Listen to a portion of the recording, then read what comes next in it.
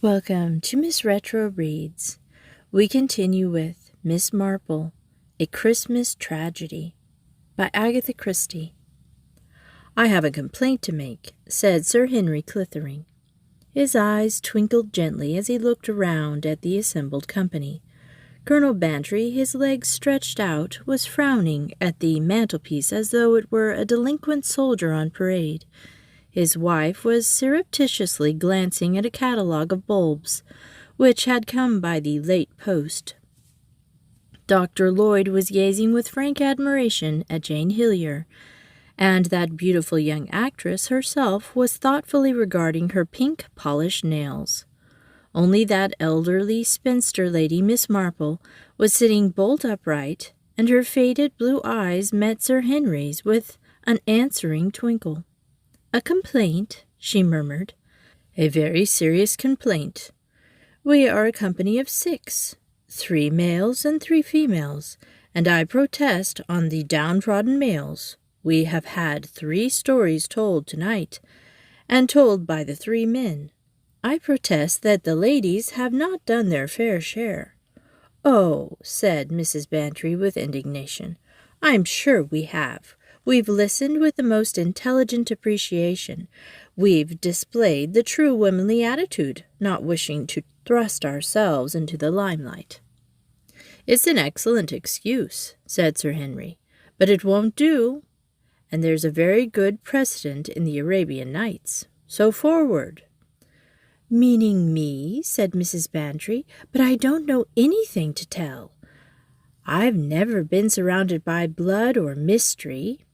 "I don't absolutely insist on blood," said Sir Henry, "but I am sure one of you 3 ladies has a pet mystery. Come now, Miss Marple, the curious confidence of the charwoman, or the mystery of the mothers' meeting. Don't disappoint me in St. Mary Mead." Miss Marple shook her head. "Nothing that would interest you, Sir Henry. We have our little mysteries, of course. There was the gill of pick shrimps that disappeared so incomprehensibly, but that wouldn't interest you because it all turned out to be a trivial thing, though throwing a considerable light on human nature." "You have taught me to dote on human nature," said Sir Henry solemnly. "What about you, Miss Hillier?" said Colonel Bantry. "You must have had some interesting experiences." "Yes, indeed," said Dr. Lloyd. "Me?" said Jane. "You mean you want me to tell you something that happened to me?" "Or to one of your friends," amended Sir Henry. "Oh," said Jane vaguely, "I don't think anything has ever happened to me. I mean, not that kind of thing. Flowers, of course, and odd messages, but that's just men, isn't it? I don't think." She paused and appeared lost in thought. "I see we shall have to have that epic of the shrimps," said Sir Henry. "Now then, Miss Marple."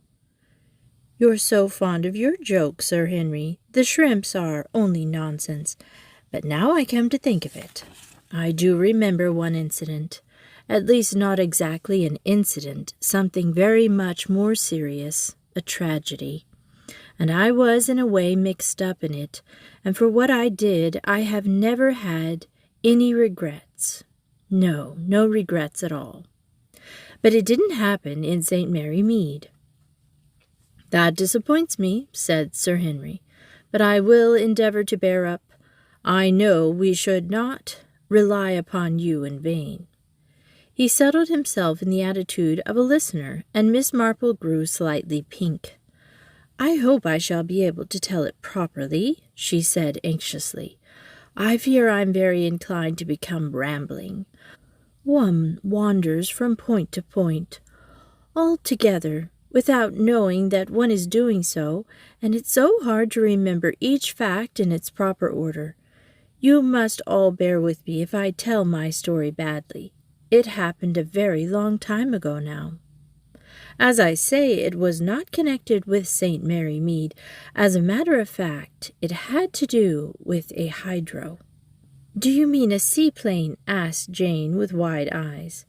"You wouldn't know, dear," said Mrs. Bantry, and explained. Her husband added his quota, Beastly places, absolutely beastly. Got to get up early and drink filthy tasting water. Lots of old women sitting about. Ill-natured, tittle-tattle. Ugh, when I think of it. Now, Arthur, said Mrs. Bantry placidly, you know it did you all the good in the world. Lot of old women sitting round talking scandal, grunted Colonel Bantry. That, I am afraid, is true, said Miss Marple. I myself. My dear Miss Marple, cried the Colonel, horrified, I didn't mean for one moment. With pink cheeks and a little gesture of her hand, Miss Marple stopped him. But it's true, Colonel Bantry, only I should just like to say this. Let me recollect my thoughts. Yes, talking scandal, as you say. Well, it is done a good deal, and people are very down on it, especially young people. My nephew, who writes books, and very clever ones, I believe, has said some most scathing things about taking people's characters away without any kind of proof, and how wicked it is, and all that. But what I say is that none of these young people ever stop to think. They really don't examine the facts. Surely the whole crux of the matter is this: how often is tittle-tattle, as you call it, true? And I think if, as I say, they really examined the facts, they would find that it was true 9 times out of 10. That's really just what makes people annoyed about it. The inspired guess, said Sir Henry. No, not that. Not that at all. It's really a matter of practice and patience. An Egyptologist, so I've heard, if you show him one of those curious little beetles, can tell you by the look and the feel of the thing what date B.C. it is, or if it's Birmingham imitation, and he can't always give a definite rule for doing so. He just knows. His life has been spent handling such things. And that's what I'm trying to say, very badly, I know. What my nephew calls superfluous women have a lot of time on their hands, and their chief interest is usually people, and so, you see, they get to be what you might call experts. Now, young people nowadays, they talk very freely about things that weren't mentioned in my young days, but on the other hand, their minds are terribly innocent. They believe in everyone and everything, and if one tries to warn them, ever so gently, they tell one that one has a Victorian mind, and that, they say, is like a sink. After all, said Sir Henry, what is wrong with a sink? Exactly, said Miss Marple eagerly. It's the most necessary thing in a house, but of course not romantic. Now I must confess that I have my feelings, like everyone else, and I have sometimes been cruelly hurt by unthinking remarks.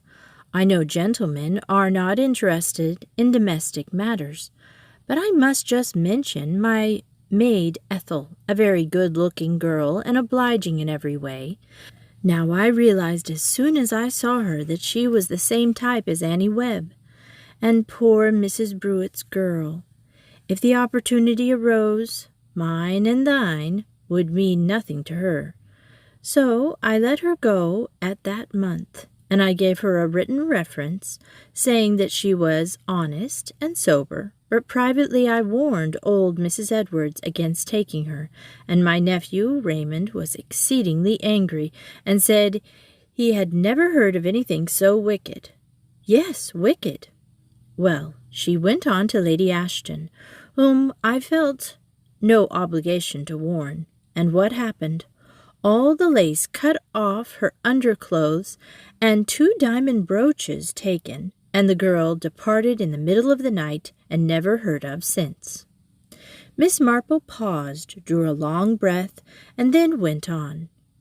You'll be saying this was nothing to do with what went on at Caiston Spa Hydro, but it was in a way. It explains why I felt no doubt in my mind the first moment I saw the Sanders together that he meant to do away with her. "Eh?" said Sir Henry, leaning forward. Miss Marple turned a placid face to him. As I say, Sir Henry, I felt no doubt in my own mind. Mr. Sanders was a big, good-looking, florid-faced man, very hearty in his manner and popular with all, and nobody could have been pleasanter to his wife than he was. But I knew he meant to make away with her. My dear Miss Marple, yes, I know. That's what my nephew Raymond West would say. He'd tell me I hadn't a shadow of proof, but I remember Walter Horns, who kept the Green Man. Walking home with his wife one night, she fell into the river, and he collected the insurance money, and one or two other people that are walking about scot-free to this day, one indeed in our own class of life. Went to Switzerland for a summer holiday climbing with his wife. I warned her not to go. The poor dear didn't get angry with me as she might have done. She only laughed. It seemed to her funny that this old thing like me would say such things about her Harry. Well, well, there was an accident, and Harry is married to another woman now. But what could I do? I knew, but there was no proof. Oh, Miss Marple, cried Mrs. Bantry, you don't really mean, my dear, these things are very common indeed, and gentlemen are especially tempted, being so much the stronger, so easy if a thing looks like an accident. As I say, I knew at once with the Sanders. It was on a tram. It was full inside, and I had to go on top. We all three got up to get off, and Mr. Sanders lost his balance and fell right against his wife, sending her head first down the stairs. Fortunately, the conductor was a very strong young man and caught her. But surely that must have been an accident. Of course it was an accident. Nothing could have looked more accidental. But Mr. Sanders had been in the merchant service, so he told me, and a man who can keep his balance on a nasty, tilting boat doesn't lose it on top of a tram, if an old woman like me doesn't. Don't tell me. At any rate, we can take it that you made up your mind, Miss Marple, said Sir Henry. Made it up then and there. The old lady nodded. I was sure enough, and another incident in crossing the street not long afterwards made me surer still. Now I ask you, what could I do, Sir Henry? Here was a nice, contented, happy little married woman shortly going to be murdered. My dear lady, you take my breath away. That's because, like most people nowadays, you don't face facts. You prefer to think such a thing couldn't be. But it was so, and I knew it. But one is so sadly handicapped. I couldn't, for instance, go to the police, and to warn the young woman would, I could see, be useless. She was devoted to him.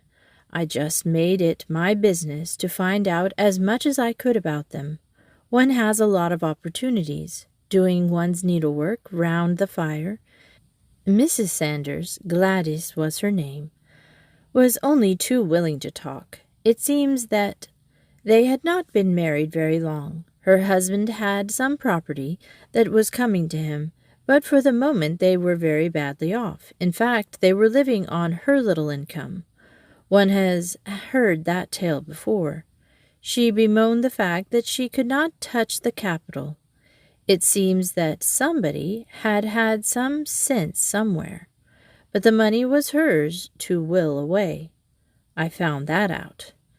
And she and her husband had made wills in favor of each other directly after their marriage. Very touching. Of course, when Jack's affairs came right, that was the burden all day long. And in the meantime, they were very hard up indeed.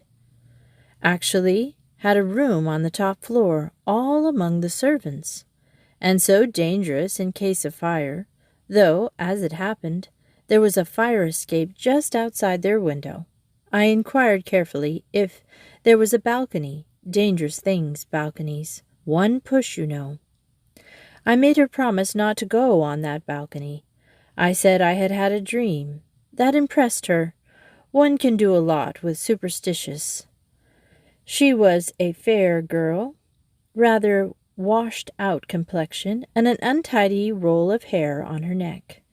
Very credulous. She repeated what I had said to her husband, and I noticed him looking at me in a curious way once or twice. He wasn't credulous, and he knew I'd been on that tram.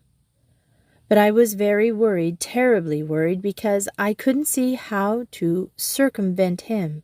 I could prevent anything happening at the hydro just by saying a few words to show him I suspected, but that only meant his putting off his plans till later. No, I began to believe that the only policy was a bold one, somehow or other, to lay a trap for him. If I could induce him to attempt her life in a way of my own choosing, well then, he would be unmasked, and she would be forced to face the truth, however much of a shock it was to her. "You take my breath away," said Dr. Lloyd. "What conceivable plan could you adopt?" "I'd have found one, never fear," said Miss Marple, "but the man was too clever for me. He didn't wait. He thought I might suspect, and so he struck before I could be sure. He knew I would suspect an accident. So he made it murder." A little gasp went round the circle, and Miss Marple nodded and set her lips grimly together. "I'm afraid I've put that rather abruptly. I must try and tell you exactly what occurred. I've always felt very bitterly about it. It seems to me that I ought somehow to have prevented it, but doubtless Providence knows best. I did what I could at all events. There was what I can only describe a curiously eerie feeling in the air. There seemed to be something weighing on us all, a feeling of misfortune. To begin with, there was George, the hall porter. Had been there for years and knew everybody. Bronchitis and pneumonia, and passed away on the 4th day. Terribly sad, a real blow to everybody. And 4 days before Christmas, too. And then one of the housemaids, such a nice girl, a septic finger, actually died in 24 hours. I was in the drawing-room with Miss Trollope and old Mrs. Carpenter, and Mrs. Carpenter was being positively ghoulish, relishing it all, you know. "Mark my words," she said. "This isn't the end. You know the saying, 'Never two without three.' I've proved it true time and again. There'll be another death, not a doubt of it. And we shan't have long to wait, never two without three." As she said the last words, nodding her head and clicking her knitting needles, I just chanced to look up, and there was Mr. Sanders, standing in the doorway just for a minute. He was off guard, and I saw the look in his face, as plain as plain. I shall believe till my dying day that it was that ghoulish Mrs. Carpenter's words that put the whole thing into his head. I saw his mind working. He came forward into the room, smiling in his genial way. "Any Christmas shopping I can do for you ladies?" he asked. "I'm going down to Keston presently." He stayed a minute or two laughing and talking, and then went out. As I tell you, I was troubled, and I said straight away, "Where's Mrs. Sanders? Does anyone know?"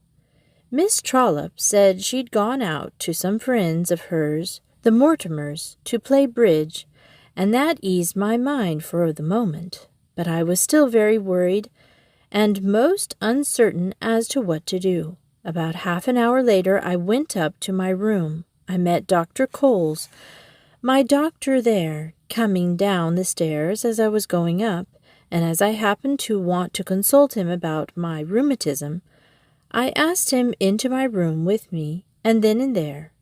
He mentioned to me then, in confidence he said, about the death of the poor girl Mary. The manager didn't want the news to get about, he said, so would I keep it to myself. Of course, I didn't tell him that we'd all been discussing nothing else for the last hour, ever since the poor girl breathed her last. These things are always known at once, and a man of his experience should know that well enough.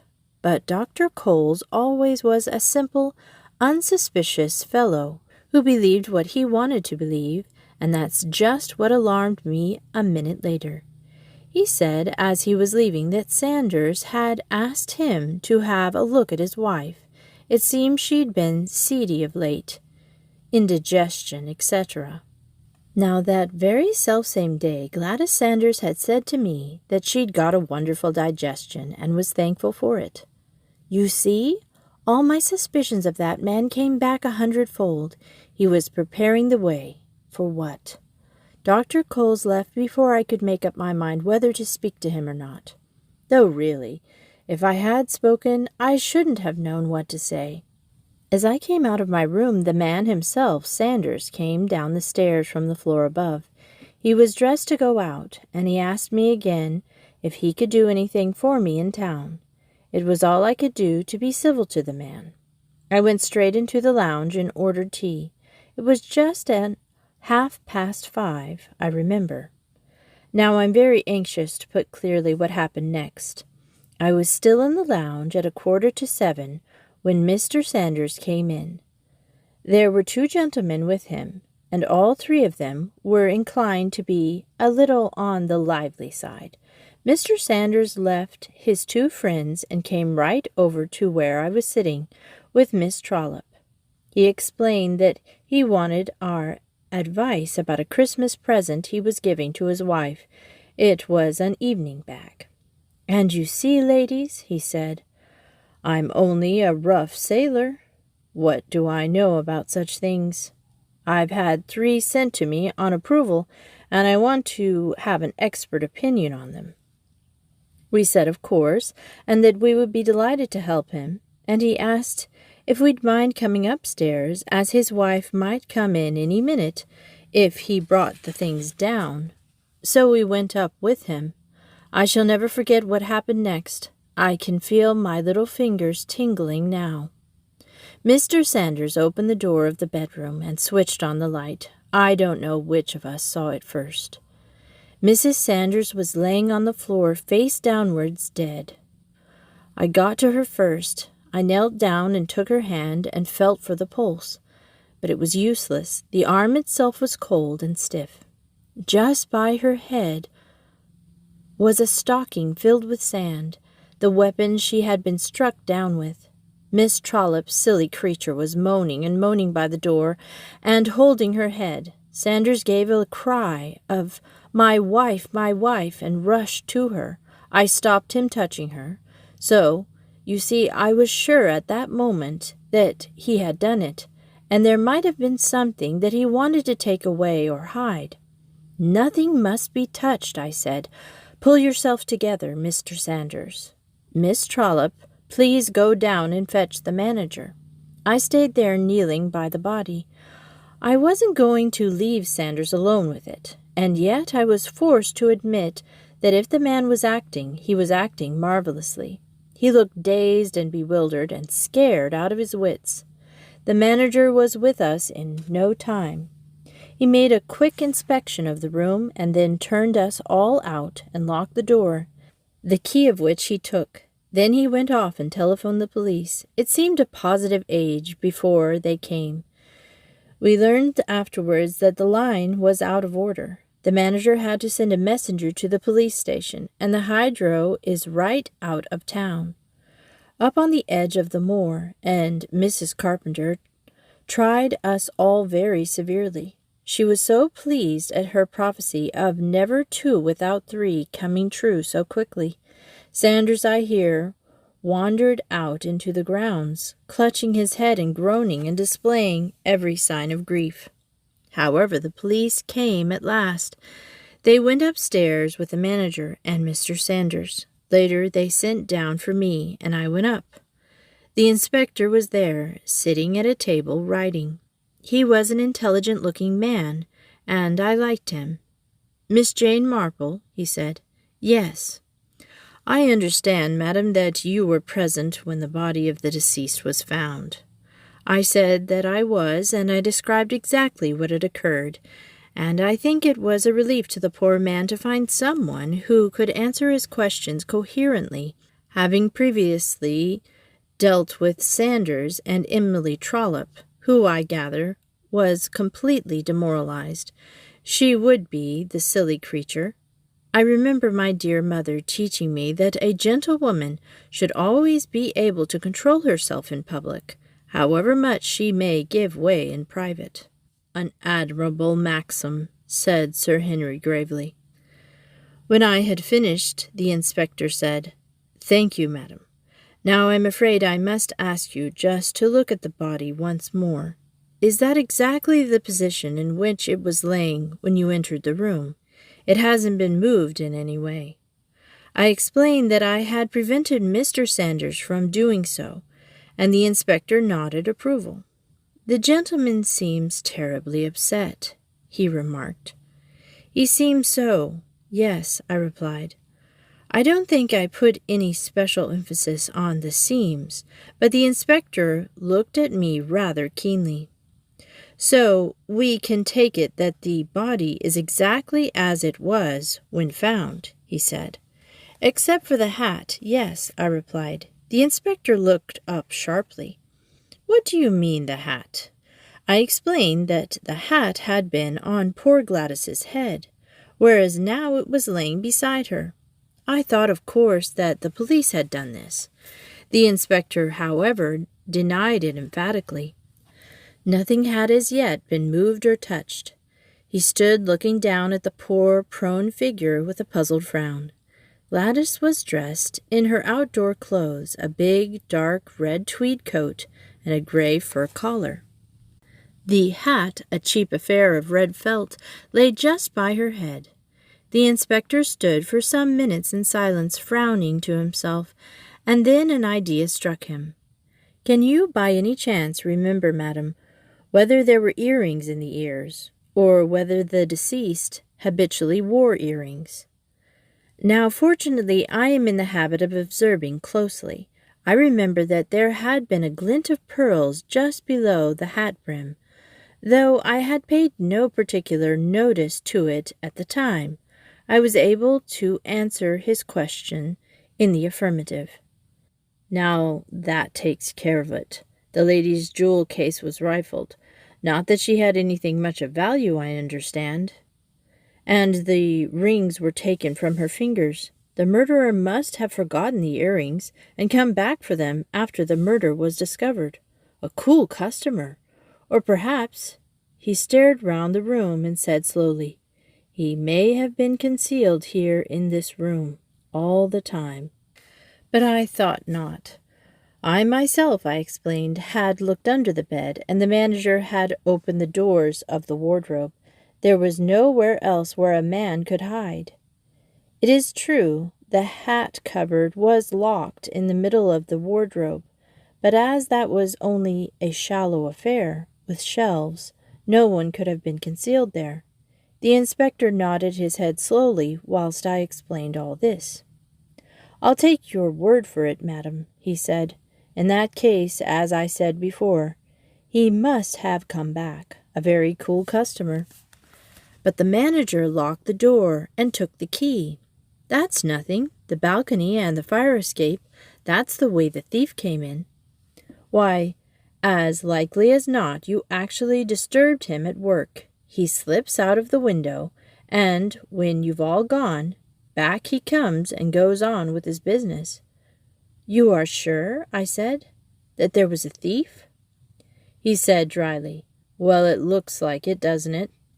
But something in his tone satisfied me. I felt that he wouldn't take Mr. Sanders in the role of the bereaved widower too seriously. "You see," I admitted frankly, "I knew that man Sanders intended his wife to die. What I didn't know or allow for was that the strange, fantastic thing, coincidence.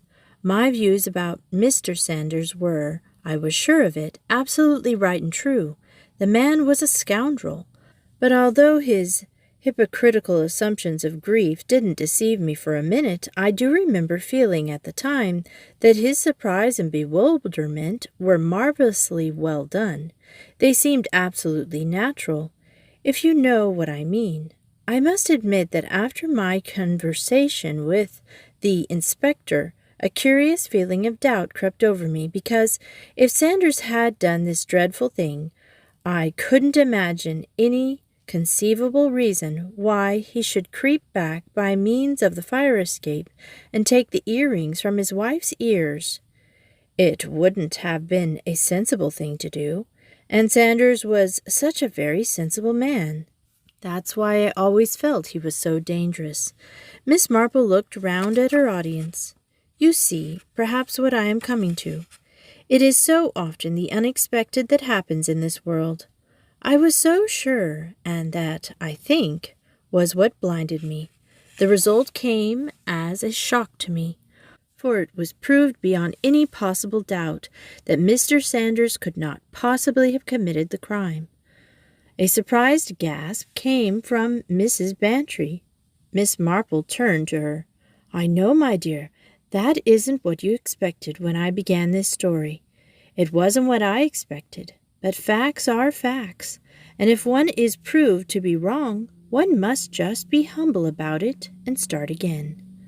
That Mr. Sanders was a murderer at heart, I know, and nothing ever occurred to upset that firm conviction of mine. And now I expect you would like to hear the actual facts themselves.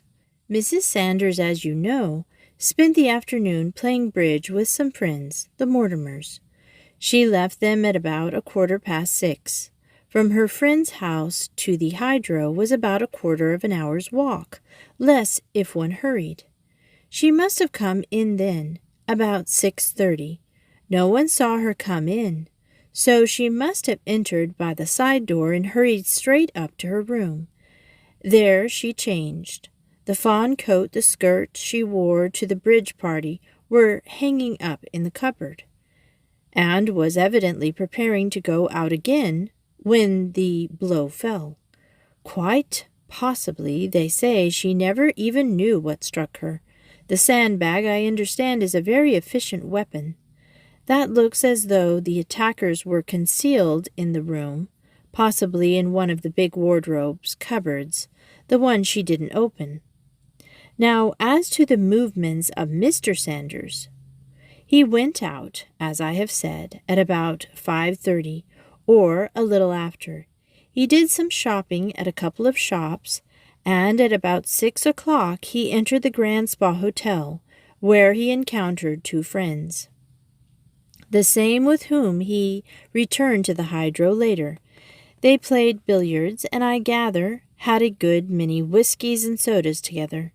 These 2 men, Hitchcock and Spinders, their names were actually with him the whole time from 6 o'clock onwards. They walked back to the hydro with him, and he only left them to come across to me and Miss Trollope. That, as I told you, was about 6:45, at which time his wife must have been already dead. I must tell you that I talked myself to these 2 friends of his. I did not like them. They were neither pleasant nor gentlemanly men, but I was quite certain of one thing, that they were speaking the absolute truth when they said that Sanders had been the whole time in their company. There was just one other little point that came up. It seems that while bridge was going on, Mrs. Sanders was called to the telephone. A Mr. Littleworth wanted to speak to her.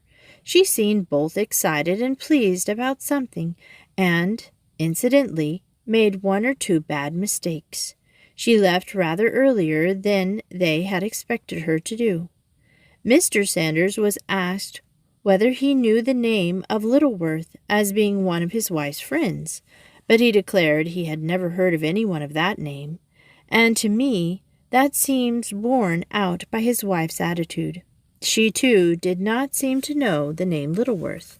Nevertheless, she came back from the telephone smiling and blushing, so it looks as though whoever it was did not give his real name, and that in itself was a suspicious aspect, does it not? Anyway, That is the problem that was left. The burglar's story, which seems unlikely, or the alternative theory that Mrs. Sanders was preparing to go out and meet somebody. Did that somebody come to her room by means of the fire escape? Was there a quarrel, or did he treacherously attack her? Miss Marple stopped. "Well," said Sir Henry, "what's the answer?" "I wondered if any of you could guess." "I'm never good at guessing," said Mrs. Bantry. "It seems a pity that Sanders had such a wonderful alibi, but if it satisfied you, it must have been all right." Jane Hellyer moved her beautiful head and asked a question. "Why," she said, "was that hat cupboard locked?" "How very clever of you, my dear," said Miss Marple, beaming. "That's just what I wondered myself, though the explanation was quite simple.